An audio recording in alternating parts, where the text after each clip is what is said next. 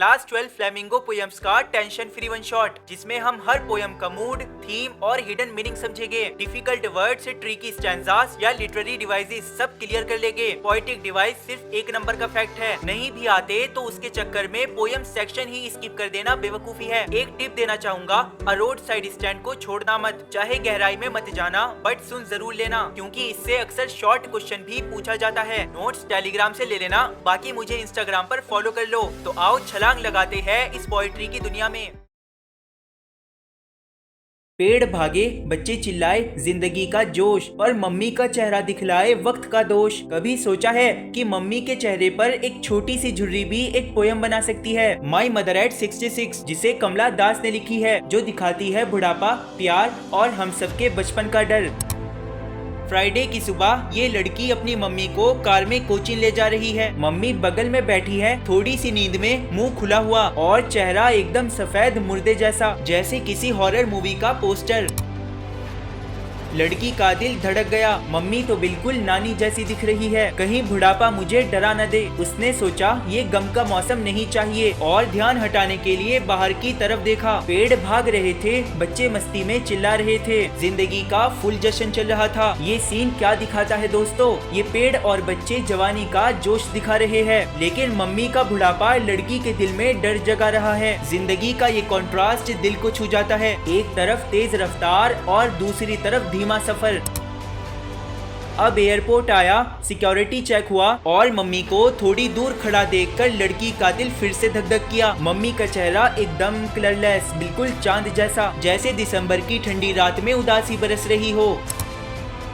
बचपन का डर फिर से याद आ गया, कहीं मम्मी को मैं खो ना दूं। दिल में तो सुनामी चल रही थी, पर मम्मी के सामने नकली स्माइल लगा के कहा, अम्मा जल्दी मिलते हैं। और बस स्माइल पे स्माइल पे स्माइल, जैसे कोई इंस्टाग्राम की रील बना रही हो। लॉजिक सिंपल है, हम अपने इमोशंस एक्सप्रेस नहीं कर पाते, स्पेशली एल्डर्स और क्रश के सामने। अब पोयम की थीम को समझते हैं, वक्त कैसे तेजी से भाग रहा है। मम्मी का बुढ़ापा देखकर लड़की का दिल धड़क जाता है, सोचती है कहीं वो मुझे छोड़ न जाए। ये है जिंदगी का डर, बुढ़ापे का, अलग होने का और अपनों को खोने का। दोस्तों, अब मैं तुम्हें स्क्रीन पे पोयम के पोएटिक डिवाइसेस और समरी दिखाऊंगा, या फिर जिसे तुम नोट्स भी कह सकते हो। मैंने हिंदी में भी एक्सप्लेन किया है, तुम्हें समझ आ जाएगा। वैसे अगर तुम्हें पोएटिक डिवाइसेस नहीं आते तो मे बी तुम्हें प्रॉब्लम हो सकती है, तो पहले पोएटिक डिवाइसेस सीख लो, उसके बाद मेमोराइज करना। एग्जाम में कैसा भी क्वेश्चन होगा, आंसर इसी में छुपा होगा। वक्त भागता है पर अपनों का प्यार सदा रहता है। अपनी मम्मी के साथ हंसी के पल बिताओ और ऐसी दिलचस्प वीडियो के लिए सब्सक्राइब करके जाओ। खामोश। न बोली हो लबों पे, न हाथ अपने हिलाओ, सुकून के लम्हे में सबको गले लगाओ। समुंदर का शिकारी न व्हेल का होगा शिकार, नमक के जख्मों पे अब आएगा इजहार। ये चुप्पी मौत नहीं, जिंदगी का पैगाम है। धरती के सीने से सीखो, जीवन को सलाम है। 12 तक गिनती में है नई रोशनी का वादा, चुप रहकर सुनो दिल की सदा, ये जिंदगी का है इरादा। आओ मेरे साथ एक ऐसे सफर में, जहाँ पैब्लो नेरुडा की लिखी अटपटी सी पोयम को बड़े चटपटे अंदाज में समझेंगे। पोयम शुरू होती है नेरुडा जी के एक फंकी आइडिया से। दुनिया के सभी लोग एक साथ 12 तक गिनती करे और बिल्कुल चुप हो जाए, कोई भाषा नहीं, कोई हरकत नहीं, बस 1 सेकंड के लिए फ्रीज। ये कोई ऑर्डिनरी मूवमेंट नहीं, बल्कि एक एक्सोटिक मूवमेंट होगा, जहाँ कोई जल्दी नहीं, कोई इंजन का शोर नहीं, बस एक अजीब सी शांति। ये वो पल है जहाँ व्हाट्सएप ग्रुप्स भी म्यूट हो जाएंगे और बाबू ने थाना थाया वाले मैसेजेस भी रुक जाएंगे। नेरुडा का ये आइडिया हमारी दौड़ धूप वाली जिंदगी को हमें एक पल के लिए रोकने का मौका देती है, जहाँ हम एक दूसरे के साथ दिल से दिल तक का कनेक्शन जोड़ सकते हैं। नेरुडा बोलते हैं कि अगर ये चुप्पी हो तो मछलियाँ पकड़ने वाले व्हेल्स का शिकार नहीं करेंगे और नमक छूने वाले अपने जख्मी हाथों को देखेंगे। यह एक तरह से नेचर और इंसान के दर्द को महसूस करने की बात है। दोस्तों, ये थॉट दिखाता है कि हम अपनी हरकतों से नेचर और खुद को चोट पहुंचाते हैं, लेकिन एक पल का पॉज हमें रियलिटी चेक दे सकता है। अब नेरुडा वॉरमॉन्गर्स को बोलते हैं कि अपने साफ कपड़े पहन लो और अपने भाइयों के साथ छाव में आराम से घूमो। ये वॉर के खिलाफ एक डायरेक्ट अटैक है, जो कहता है वॉर में जीत के भी कोई जीत नहीं होती, क्योंकि सब बर्बाद हो जाता है। नेरुडा का कहना है कि वॉर नफरत और तबाही लाती है और ये चुप्पी उस नफरत को रोक सकती है, प्लस हमें भाईचारे के साथ रहने का मौका दे सकती है। नेरुडा क्लियर करते हैं कि ये चुप्पी टोटल इनएक्टिविटी या मौत जैसी नहीं है। वो कहते हैं कि हम अपनी जिंदगी की रेस में लगे पड़े हैं और इतना सीरियस रहते हैं कि खुद को समझ ही नहीं पाते और खुद को मौत के करीब ले जाते हैं। ये लाइन हमें बताती है कि हमारी सिंगल माइंडेड दौड़ हमें खुद से ही दूर करती है। एक छोटा सा पॉज हमें खुद को सुधारने का मौका दे सकता है। नेरुडा कहते हैं कि धरती हमें सिखाती है जो मरा हुआ दिखता है वो जिंदा होता है। जैसे प्रकृति में विंटर्स के बाद स्प्रिंग आता है। यह एक मेटाफर है। मीन्स चुप रहने से कुछ खत्म नहीं होता बल्कि एक नई शुरुआत होती है। पोयम का एंड कुछ इस तरह से होता है कि नेरुडा कहते हैं मैं 12 तक गिनता हूँ, तुम चुप रहना और मैं यहाँ से निकल लेता हूँ। यह एक सॉफ्ट गुड बाय है जहाँ वो हमें ये मोमेंट देने के लिए चल देते हैं। वैसे ये एक फाइनल कॉल है जिससे हम सब अपने लिए एक शांति का पल बनाएं। पोयम का सिंपल सा मैसेज है, जिंदगी के लिए रुको, सोचो और महसूस करो, अपने आप को और दुनिया को समझो। ये ना सिर्फ एनवायरनमेंट के लिए, ना सिर्फ पीस के लिए, बल्कि खुद के लिए भी जरूरी है। आओ दोस्तों पोयम की थीम को समझते हैं। बस एक पल के लिए ठहरो, 12 तक गिनो और चुप हो जाओ, जिससे मछुआरे व्हेल्स को छोड़ देंगे, नमक वाले अपने हाथों का दर्द देखेंगे और जंग के विलन्स चाय पीते हुए भाईचारा निभाएंगे। ये पौष जिंदगी को समझने का, नेचर से प्यार करने का और शांति का टिकट है, मौत का नहीं, जिंदगी का फुल जश्न है। दोस्तों अब मैं तुम्हें स्क्रीन पे पोयम के पोएटिक डिवाइसेस और समरी दिखाऊंगा, या फिर जिसे तुम नोट्स भी कह सकते हो। मैंने हिंदी में भी एक्सप्लेन किया है, तुम्हें समझ आ जाएगा। वैसे अगर तुम्हें पोएटिक डिवाइसेस नहीं आते तो मे भी तुम्हें प्रॉब्लम हो सकती है, तो पहले पोएटिक डिवाइसेस सीख लो, उसके बाद मेमोराइज करना। एग्जाम में कैसा भी क्वेश्चन होगा, आंसर इसी में छुपा होगा।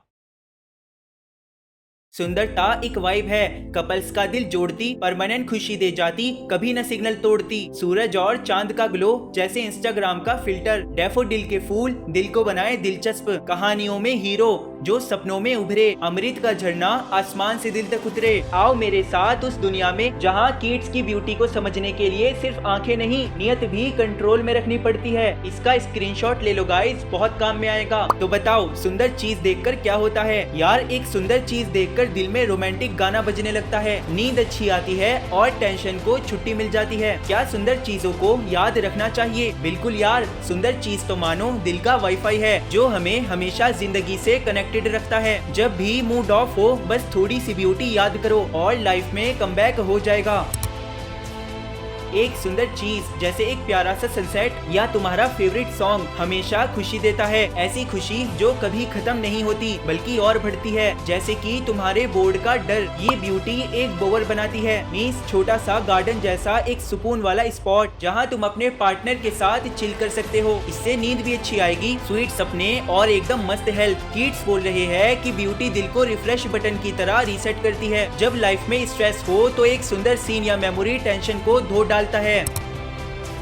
हर सुबह हम ब्यूटी के साथ एक फूलों का हार बनाते हैं जो हमें जिंदगी से जोड़ता है। चाहे कितना भी दुख हो, लोगों में अच्छाई की कमी हो या लाइफ में अंधेरा छाया हो, ब्यूटी इन सबको साइड में रखती है। किड्स कहते हैं कि दुनिया में बहुत प्रॉब्लम्स है, लोग सेल्फिश होते हैं, मूड खराब होता है, पर ब्यूटी एक टॉर्च की तरह है जो अंधेरे में रोशनी दिखाती है।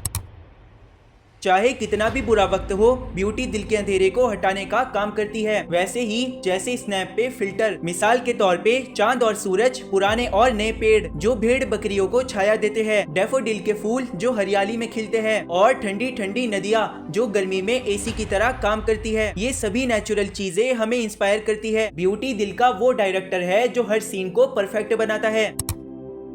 गर्मी के मौसम में जंगल के बीच में एक छोटा सा एरिया होता है जहाँ मस्क रोज खिलते हैं, यानी एक खुशबूदार फूल जो दिल को और भी खुश कर देते हैं। किड्स नेचर के छोटे छोटे डिटेल्स को हाईलाइट करवा रहे हैं जिनसे हमारा मूड बूस्ट होता है।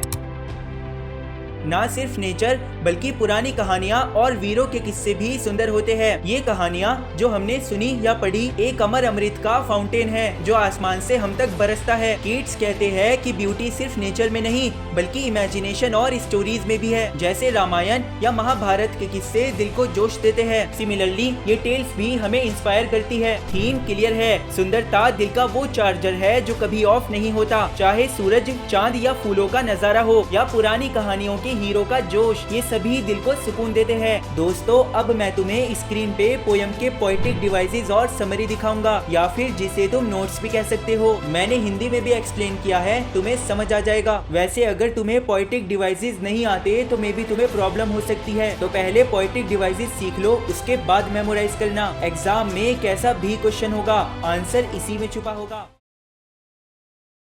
Humanity on airplane mode. दोस्तों मेरा वादा है इस पोयम को पूरे यूट्यूब पर सबसे बेस्ट एक्सप्लेन करने का, तो आओ मेरे साथ एक ऐसे रोड पर जहां कोई ट्रैफिक नहीं। पोयम शुरू होती है एक छोटे से पुराने घर से जो रोड के किनारे पर है। उस घर के सामने लोगों ने एक नया रोड साइड स्टैंड बनाया है। रोड पर गाड़ियां तेजी से निकल रही है, लेकिन ये स्टैंड बेचारा उन्हें देखकर पैथेटिकली प्लेड कर रहा है, मतलब दुखी दिल से गुहार लगा रहा है। पर गौर करने वाली बात ये है, ये लोग भीख नहीं मांग रहे, ये तो सिर्फ थोड़ा सा पैसा कमाना चाहते हैं। वही पैसा जो शहरों को अमीर और जिंदा रखता है। शहर पैसों से चमक रहे हैं, लेकिन गाँव वालों को उस ग्रोथ का फायदा नहीं मिलता। यहाँ गांव और शहर के गैप को हाईलाइट किया गया है। आसान शब्दों में ऑनलाइन शॉपिंग के चक्कर में लोकल दुकानदार को इग्नोर कर देना। पोएट कहते हैं चमकीली और साफ महंगी कार्स बस आगे देखते हुए निकल जाती है, उन्हें गांव वालों की तरफ देखने का टाइम ही नहीं। अगर गलती से उनकी नजर पड़ भी जाए तो वो इरिटेट हो जाते हैं, क्योंकि बोर्ड के लेटर्स एन और एस उल्टे डायरेक्शन में लगे होते हैं। साइंस उन्हें गंदे और बेकार लगते हैं। स्टैंड पर बेचने के लिए चीजें भी रखी है। स्टैंड के मालिक मानो गुस्से में मन ही मन कुछ कह रहे हो, तुम्हारे पास पैसा है, पर अगर तुम इतने मीन हो तो अपना पैसा लेकर दफा हो जाओ। उन्हें सीनरी खराब होने का कोई दुख नहीं, बल्कि शहर वालों का इनसेंसिटिव और सेल्फिश होने का दुख है। पोएट कहता है असली प्रॉब्लम ये नहीं कि शहर वाले सीनरी पसंद नहीं करते, असली प्रॉब्लम है ट्रस्टिंग सॉरो, मतलब गांव वालों का मासूम भरोसा और उनका दुख। ये लोग दूर शहर से पैसा अट्रैक्ट करने के लिए स्टैंड बनाते हैं। उन्हें लगता है अगर पैसा आएगा तो उनकी जिंदगी इम्प्रूव होगी, जैसे मूवीज में होता है। मूविंग पिक्चर्स प्रॉमिस, मतलब फिल्मों में जो शहर की चमक दिखाई जाती है, बड़ा घर, पैसा, हैप्पी लाइफ। गाँव वाले भी वही सपना देखते हैं, लेकिन पोएट कहता है ये सिर्फ धोखा है। पावर वाले लोग उनसे सब कुछ ले लेते हैं, उन्हें असली फायदा नहीं मिलता। पोएट बोलता है न्यूज में सुना है कि गांव वालों को हेल्प मिलेगी, उन्हें कहीं और शिफ्ट किया जाएगा, थिएटर और स्टोर्स के पास, ताकि उन्हें कुछ सोचना ही ना पड़े, सब रेडी मिलेगा। पोएट सरकास्टिकली बोलता है ये लोग होंगे बेनिफिशिएंट बीस्ट ऑफ प्रे, मतलब दिखावा करते हैं कि मदद कर रहे हैं, पर असल में शिकारी जानवर की तरह लूट लेते हैं। वो लोग विलेजर्स को ऐसे सिस्टम में डाल देते हैं जहाँ वो दिन भर सोते रहेंगे, सोचने की आदत खत्म और नेचुरल स्लीप भी डिस्टर्ब हो जाएगी। सिंपल वर्ड्स में फेक डेवलपमेंट विलेजर्स की फ्रीडम और सेल्फ थिंकिंग पावर छीन लेता है। पोएट को सबसे ज्यादा दुख होता है गांव वालों की बच्चों जैसी उम्मीद देखकर। वो लोग खिड़की से देखते रहते हैं, ब्रेक की आवाज सुनने का वेट करते हैं, सोचते हैं कोई गाड़ी रुकेगी, पर होता क्या है, 1000 गाड़ियां निकल जाती है, लेकिन कोई फार्मर्स के प्राइजेस पूछने नहीं रुकता। एक कार सिर्फ मुड़ने के लिए रुकती है, घास कुचल देती है। कोई रास्ता पूछने के लिए रुकता है तो कोई गैस मांगता है, जो फार्मर्स के पास होती ही नहीं। फिर शहर वाले बोलते हैं country money country scale of gain, मतलब यहाँ पैसे कम मिलते हैं, इसीलिए उन्हें कोई इंटरेस्ट नहीं। सिंपल वर्ड्स में हर छोटी उम्मीद टूट जाती है।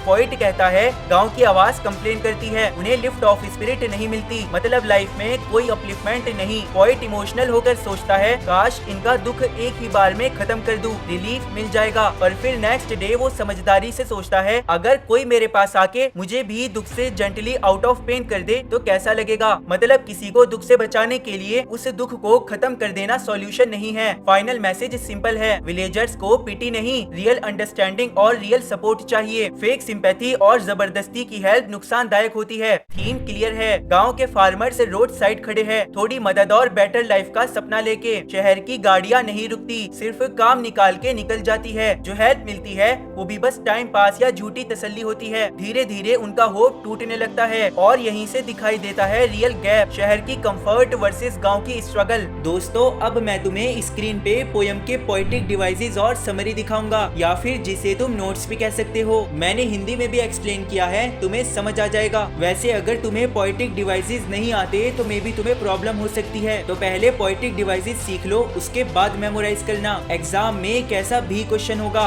आंसर इसी में छुपा होगा। वुमेन। हेलो गाइस, तो आज मैं तुम्हें इस पोयम को दुल्हा बन के समझाऊंगा और इस पोयम से काफी कुछ सीखने के बाद आई प्रॉमिस मैं अपनी वाइफ पे कभी अत्याचार नहीं करूंगा। तो आओ इस होश उड़ा देने वाली पोयम को पूरे जोश में समझते हैं। पोयम शुरू होती है आंट जेनिफर के एम्ब्रॉयडरी यानी सिलाई के काम से, जिसमें उन्होंने टाइगर्स बनाए हैं। टाइगर्स प्रेंस कर रहे हैं, मतलब कॉन्फिडेंटली स्टाइलिश वॉक। वो ब्राइट टोपाज यानी पीले रंग के हैं और हरे जंगल में रहते दिख रहे हैं। सबसे important line, they do not fear the man beneath the tree, यानी टाइगर्स आदमियों से बिल्कुल नहीं डरते। ये टाइगर्स आंट जेनिफर की इनर स्ट्रेंथ और फ्रीडम का सिंबल है। रियल लाइफ में वो वीक और डरा हुआ महसूस करती है, लेकिन अपने आर्ट में वो फियरलेस दुनिया बनाती है। कॉन्ट्रास्ट स्टार्ट हो चुका गाइस।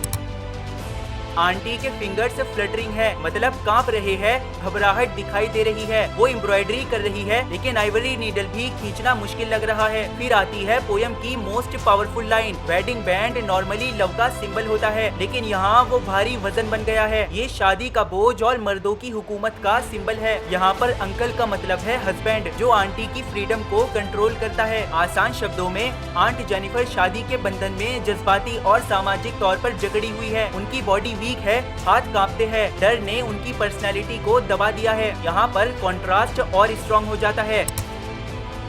अब पॉइंट फ्यूचर इमेजिन करती है। आंटी मर चुकी होगी, लेकिन उनके हाथ टेरिफाइड यानी खौफ ज्यादा ही रहेंगे। वेडिंग रिंग उनकी लाइफ के ऑर्डील्स का सिंबल है, जो दिखाता है कि वो शादी के दबाव से मास्टर्ड बाय थी और अपनी मर्जी से जी नहीं पाई। यानी मौत के बाद भी उनके हाथों में शादी की अंगूठी होगी, जो उनकी जिंदगी भर के दबाव और दर्द का निशान बन के रह जाएगी। अगर कोई लड़का इसे देख रहा है तो प्लीज शादी के बाद अच्छा हस्बैंड बनियो भाई। पर ट्विस्ट ये है, टाइगर से हमेशा के लिए जिंदा रहेंगे, वो हमेशा प्राउड और निडर रहेंगे। चलो आसान शब्दों में समझो, जहाँ आंटी की जिंदगी ऑपरेशन का शिकार रही, वहीं उनकी आर्ट उनकी दबाई हुई इच्छाओं को हमेशा के लिए जिंदा रखती है। बॉडी मर जाती है, लेकिन क्रिएटिव एक्सप्रेशन जिंदा रहता है। इस पोयम की थीम सबसे ज्यादा इम्पोर्टेंट है। शादी और सोसाइटी ने आंट जेनिफर को इमोशनली दबाया हुआ है। आंटी डरी हुई, थकी हुई और बोझ के तले दबी हुई। टाइगर्स के पास पावर, कॉन्फिडेंस और पूरी आजादी है। ये कॉन्ट्रास्ट ही पोयम का दिल है। आंटी रियल लाइफ में अपनी आवाज नहीं उठा सकती, लेकिन एम्ब्रॉयडरी के थ्रू अपनी फ्रीडम एक्सप्रेस कर सकती है। फेमिनिस्ट मैसेज सिंपल है। पोएट एड्रियन रिच दिखाती है कि सोसाइटी औरतों को कंट्रोल करती है। दोस्तों, अब मैं तुम्हें स्क्रीन पे पोयम के पोएटिक डिवाइसेस और समरी दिखाऊंगा, या फिर जिसे तुम नोट्स भी कह सकते हो। मैंने हिंदी में भी एक्सप्लेन किया है, तुम्हें समझ आ जाएगा। वैसे अगर तुम्हें पोएटिक डिवाइसेस नहीं आते तो मे बी तुम्हें प्रॉब्लम हो सकती है, तो पहले पोएटिक डिवाइसेस सीख लो, उसके बाद मेमोराइज करना। एग्जाम में कैसा भी क्वेश्चन होगा, आंसर इसी में छुपा होगा। आई होप सब क्लियर हो गया होगा। Best of luck for your exam.